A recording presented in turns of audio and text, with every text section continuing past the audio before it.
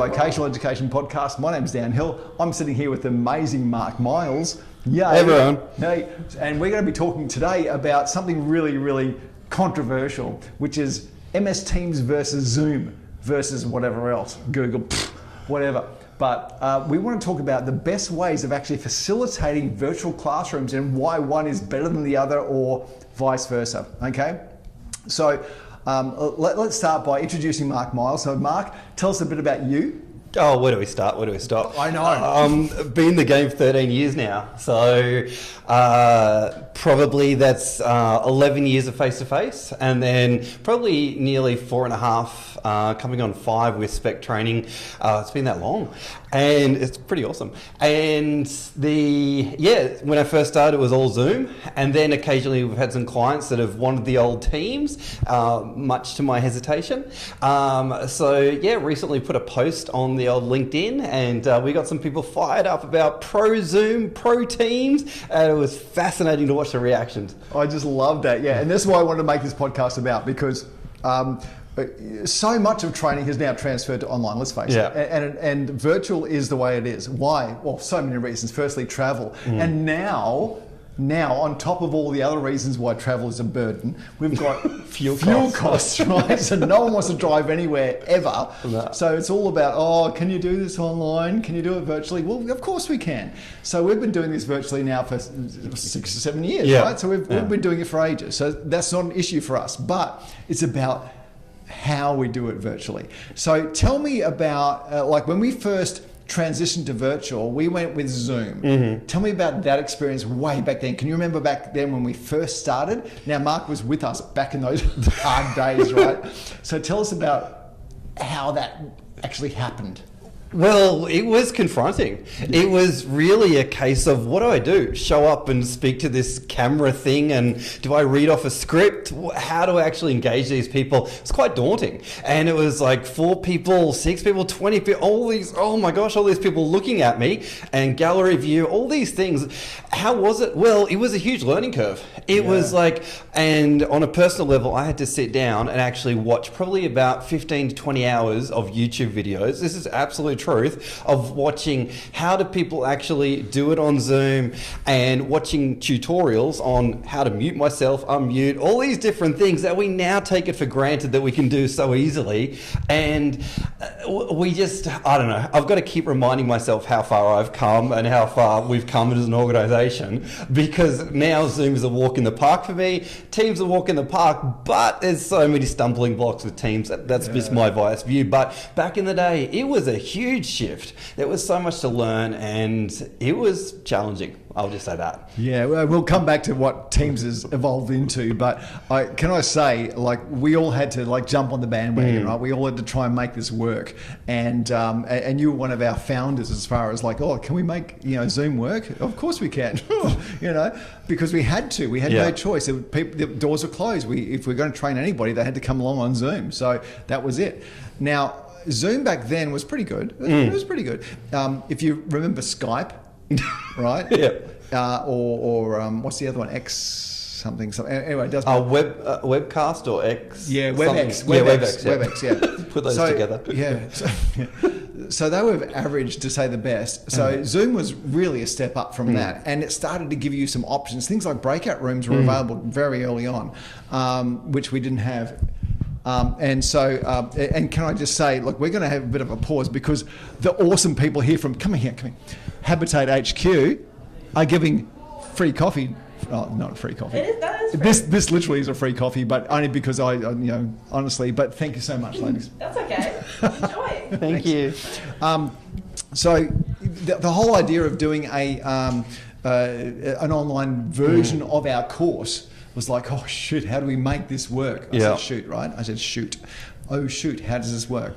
And I think we did it okay, right? So tell me about the things or the the things within Zoom that made it work for you in the early days. We'll get to the good stuff later, but let's start with the early days. What are the things in Zoom that made it work or not work? I guess I had to overcome the mental challenges more so of, is it even possible? Because I think in the classroom environment, you've got the visibility over what everyone's doing.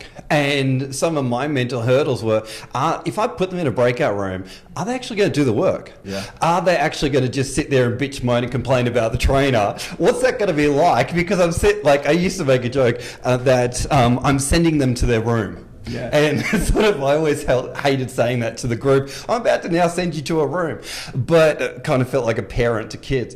But the thing was, I guess my mental hurdle was, if I get them to open up a document, do something, are they actually going to do it? Or are they just going to close their camera and just go away? All right. So in the face-to-face environment, you're not going to lock the door, but once you've closed the door, pretty much everyone's going to stay in the room. So keep going. Yep. For me, it was a case of just getting over that. And then I guess in the beginning, just learning to do breakout rooms, that alone was a huge, big thing for me. And even back in those days, I would say to other TAE trainers, so, are you going smoothly with online delivery? How are you going with breakout rooms? And I literally remember someone's very confident as a public speaker saying, oh, there's no way I could do a breakout room. It's just too scary. And I'm like, but aren't you a professional presenter? And she said, yeah, but they're just too scary. They're just too daunting. And I'm like, okay. So, yeah. So can I the reason they're daunting is not because they're daunting, is because the technology correct is fearful to that person. Right? Yeah. I've got to click on something, I've got to wait for something to come up, I've got to then go click again, I've got to, oh shoot, oh does that work? Yeah. And that's what's freaking people out. So that was, in the early days, what was putting even these really experienced presenters on their heels. And even the camera. And to this day, I still see people messing up the camera. They have it positioned in the wrong place. They're not looking at the right thing.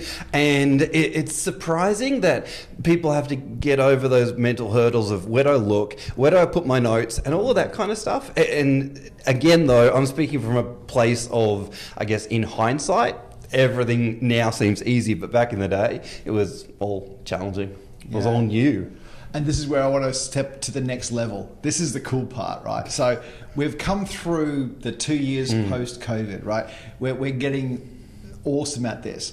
And one of the things I'm so proud of is to have, seriously, Mark, you are amazing. You gripped this with two hands. To the degree I wrote a book about it. Exactly, right? I'm going to make this freaking work. Yeah. And you did. And you made it work. And now we're at this point now where Zoom is Zoom, Teams are Teams, Google's Google. We've got all these different platforms that people like to meet on.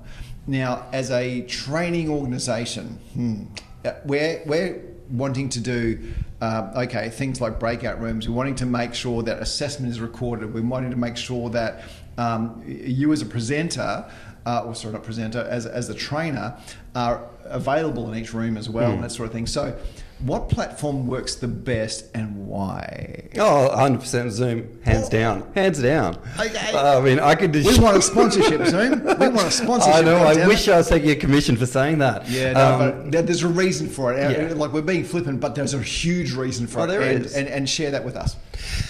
Oh, where do we start? Where do we stop? The thing is with Zoom, and I've trained on both, and as an organisation, we do get clients that do request Teams for their own personal reasons. Yeah, can I state on that one? Because yes, for example, most state government, federal government require Teams, because Microsoft is their go-to, right?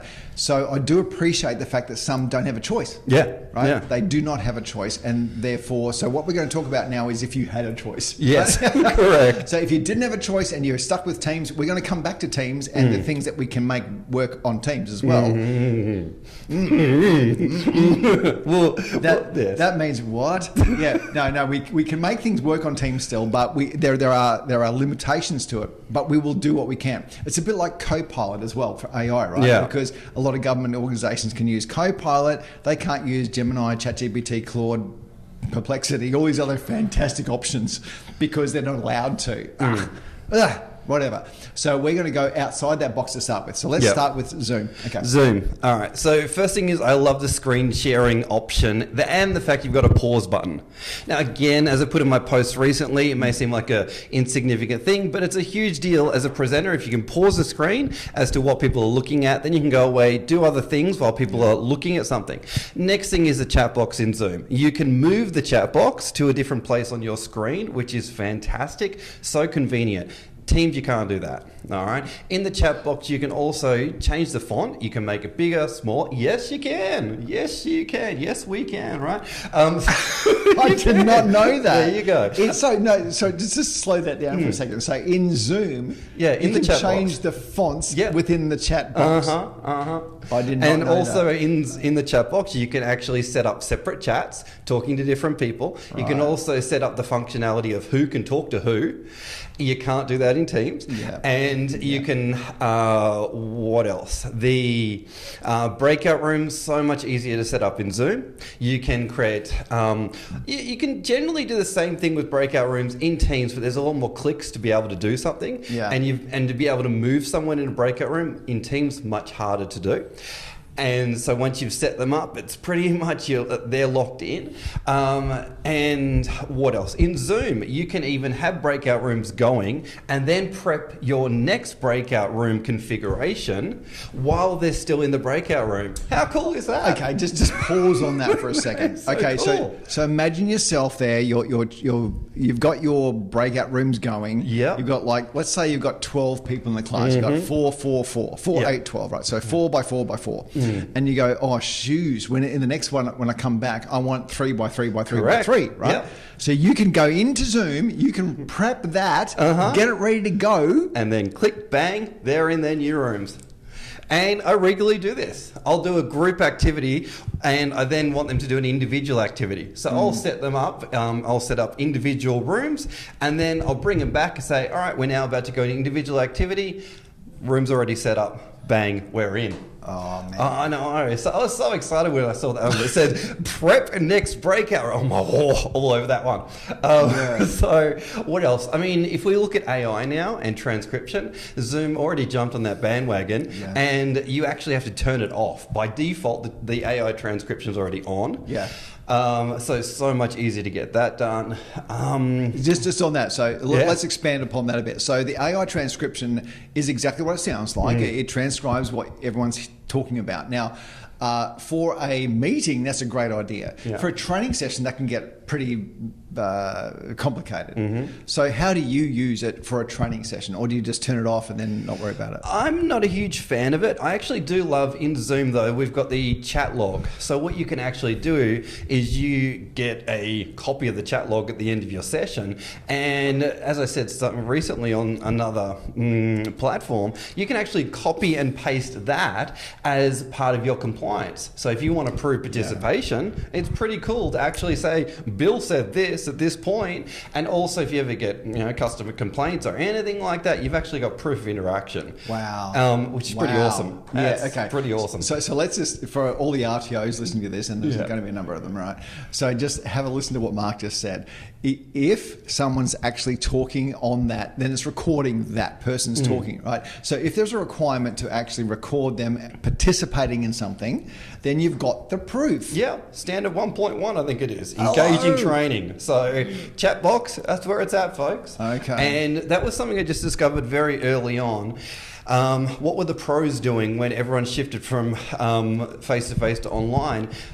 Yes, I'll say the Anthony Robbins of the world, the big organizations, they were really encouraging interaction in the chat box. And it was something that really stood out to me. Okay, if a trainer asks a question, you've got 3 ways to get a response, either verbally, in the chat, or put your hand up. And I just found, in order to get everybody involved, just get them replying in the chat box. And then from that, I had a record of their participation and I had everybody excited, wanting to be there.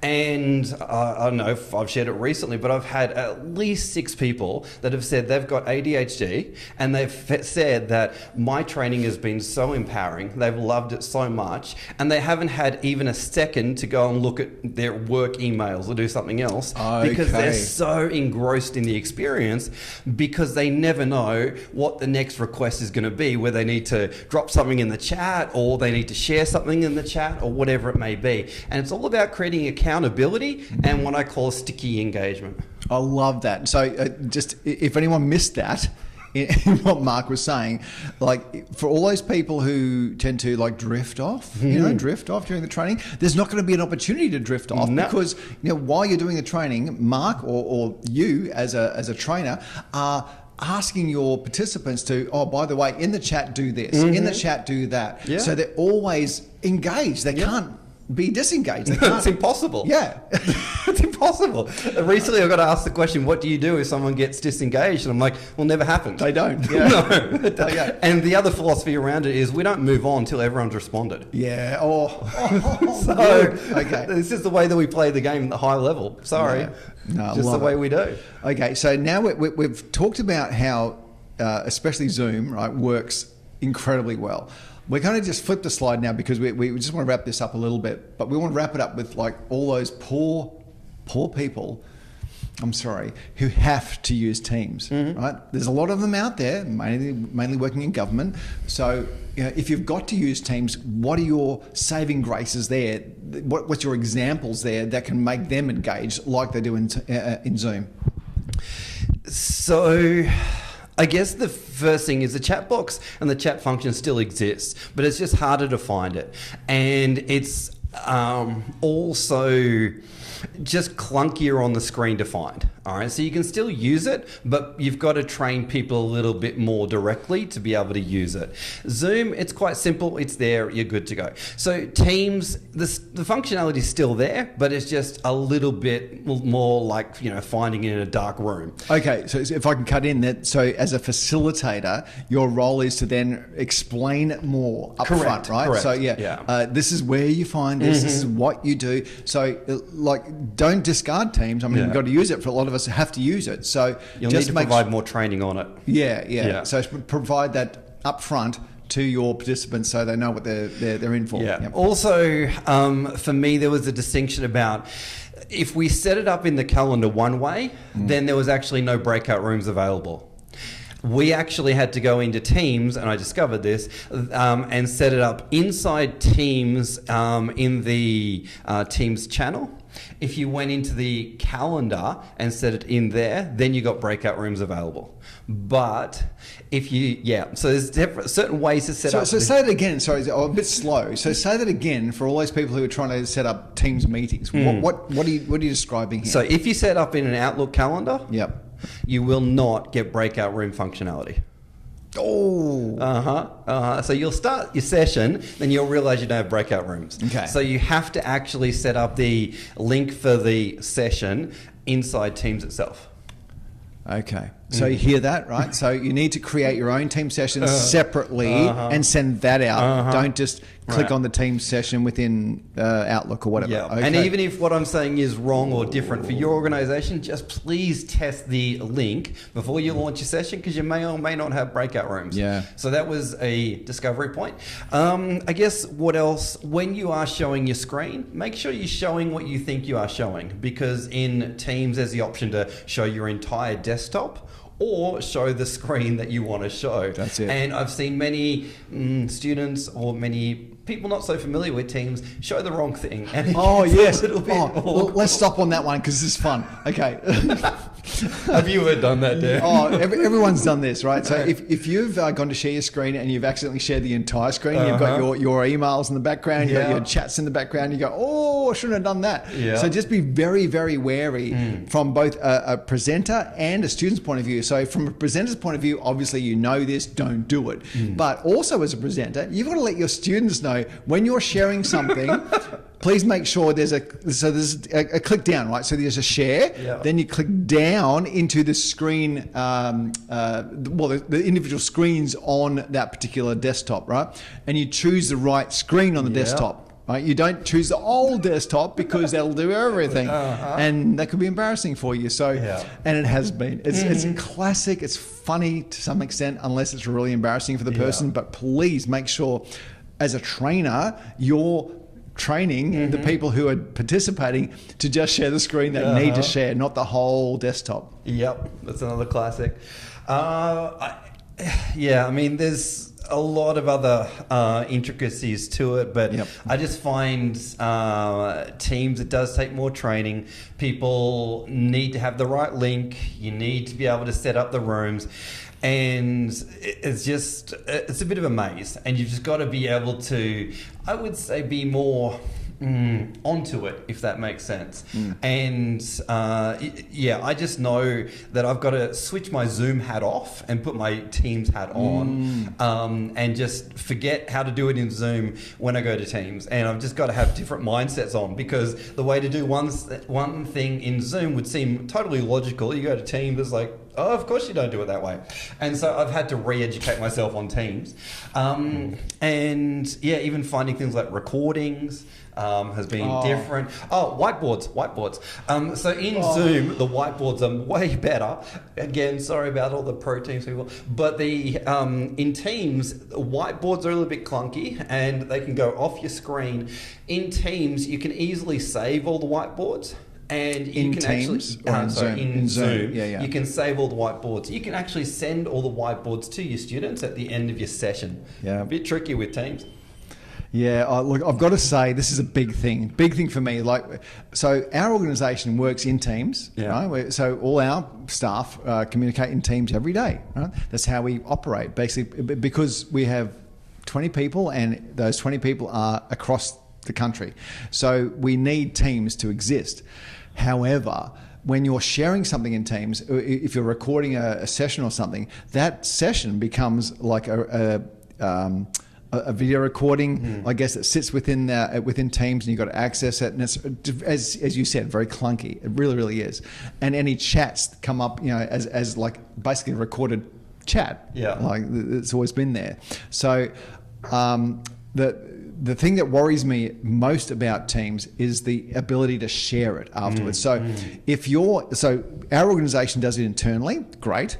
But if we wanted to share that with someone externally, that's a real issue. Yeah. And we have people, I've got a Microsoft account, because everyone does. Believe me. And they try to log in, but they try to log in with their Microsoft account and they can't see it. So this is where Teams, again, is such a pain, because if you're not, well, I don't know. I actually don't know what the Microsoft Logic, yeah, nice way to put it, is behind this. But if you're trying to log in from your account, sometimes, not all the time, but sometimes it prohibits you from seeing the recording from somebody else's recording. So, you can be doing a session with Marc, and there's that great session. Everyone's got access to it. You try to log into it with your Microsoft account, and it's saying you can't see it. Yeah. Why? But Zoom, no such thing, right? Because Zoom is separate to Microsoft. So Microsoft wants you to be within their umbrella. I get it, but that also presents a real problem when it comes to accessing things like videos, chats, and recordings of the whiteboard, etc., etc. And we do have some clients that are a little bit security conscious. One challenge we face with Teams, though, is that there's often a firewall. So their organization will actually have a firewall that will prevent them from actually logging in. Yeah. So then they'll have to access it from home or some other organization. They can't do it from work, so to speak. I think that's as much as we should probably throw at Teams. I think we're throwing quite a bit at Teams now, and for good reason. I mean, we all want a platform that works for us as facilitators. Now, Zoom was there. It provided us something other than Skype, right? And then Teams came along, and it was like a very average version of that. And now it's grown to be predominant, especially in government, because it's Microsoft. It's the Azure, is it? Cloud-based friggin' portal. So they've presented themselves as the secure option. I guess one other little beef I've got secure is, option. When's the last time that Teams did an update? Hello? Maybe you should do an update, because the thing is with Zoom, they do regular updates and new features come in. And it's like, wow, that's pretty exciting. Yeah. I love the new feature. Yeah, and so Teams might, but you don't know, because it's a part of the 365 Office friggin' upgrade, and you've got no idea. So this isn't a bash on Teams, but it's kind of a bash on Teams, because we want Teams to be better. We want Teams to be better, because probably 40% of our audience requires Teams. So we don't have an option. We have to use it, but we want to be able to use it in a way that Marc uses it. For instance, with these cool breakout features, these cool chat features, these cool whiteboard features. We can't do it. So it's not a bashing session as more a pleading session. Yeah, pretty much. Microsoft, come and listen to us. Yeah. Right now. They're not going to. Let's face it. They're not going to listen to us. We're one podcast with a few hundred listeners. I mean, honestly, no one's going to listen to us. But if we can get the word out there, if we can finally get that breakthrough so that we can start to see teams become more like Zoom, I don't even like saying that, but more conducive to not being so centric on the Office 365 platform, then I think we're going to have a good time. But I don't see that happening. So in the meantime, we have to work with what we've got to make the best experience for our students. And you've done that. You've done a fantastic job with that. So if I can leave listeners today with, let's go with one tip from Zoom and one tip from Teams that you think is a cool thing to use, or something that's going to really make a difference when someone out there is training on those platforms. So Zoom stuff. Well, before I even answer the question, I'm going to let the crowd know that I even have a book about the entire topic. You do? I do. About online facilitation and how to make it great, which does cover both sides, Zoom and Teams. Essentially, one tip. How do I say this? I'm going to give you two. First of all, number one, acknowledge the audience. What I mean by that is regularly give them praise. Praise for showing up, praise for doing the task, praise for coming back on time. Just layer them with the good stuff and actually affirm what you want. Because the more they actually feel acknowledged and heard, the more they're going to feel part of the experience. Yeah. Okay. Yeah. And then the second part about it is accountability. Because I just noticed a big shift between entertainment versus a productive session was a sense of, if I don't do the task, it matters. So a sense of, okay, everyone, once you've done that thing, drop a D in the chat to tell me you've done. Drop an S in the chat once you've saved the document. All right, keep everybody on the same pace, on the same journey. And if you do that, whether it's Teams or Zoom, everyone goes, shh, I need to pay attention. Oh, actually, my contribution matters. And when you have that kind of emphasis as a facilitator, people realize that, wow, this is a different kind of experience to what I ever expected it would be. And it's not just to show up and see if I like it. It's a show up and, wow, I actually matter. Yeah. And I am seen as a student. And I think that's pretty much what every student participant wants. I actually matter. And that gets them hungry to come back to the next day. And that gets them wanting to come back to the next workshop because they realize, wow, I'm going to learn something and have a great time. So Marc, that applies to both Teams and Zoom? Yeah, 100%. Yeah, 100%. So what's the difference now if you're going from like a Zoom environment to a Teams environment? Those things all apply, but what would change? I think for me, just for Teams, it's going to sound so cliche, but train people on how to use it.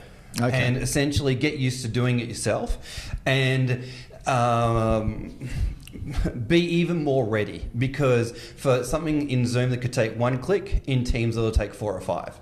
So just be aware of that, and if you want to look like a professional, just know what's required to do things and just practice it. And that's all I could say, because that's what I have to keep doing every time I run a team session. I have to remind myself how to do things. So just practice it and don't show the wrong screen and you'll be good to go.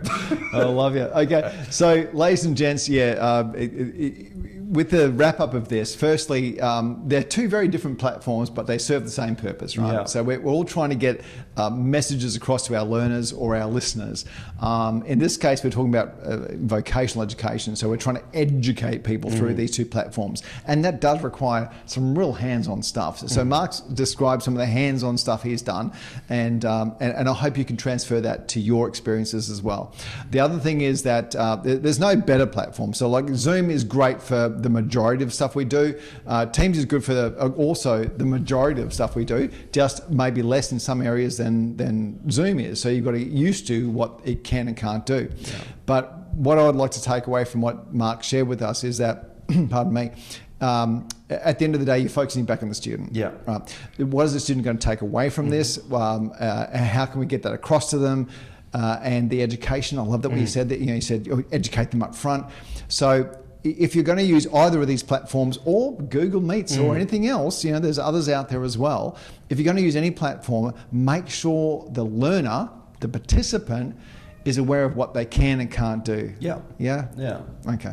Well, on that note, this has been the Vocational Education Podcast. I'm Dan Hill. Don't forget, everyone, I do have a training workshop coming up in July. Don't forget to tell everyone about that on the 11th and 12th. So if people want to come in, learn their skills, master their skills, have a great time, and implement themselves, it could be a great workshop for finding that stuff out. It is in July 11th and 12th, and one of our signature events we absolutely love putting on here at Spec Training, and would love to have you there. Yes, and I can't believe I almost got to the end without promoting that. My God. Oh my God, yes. So the link will be in the description of the podcast and also be in the link of any post we do with this.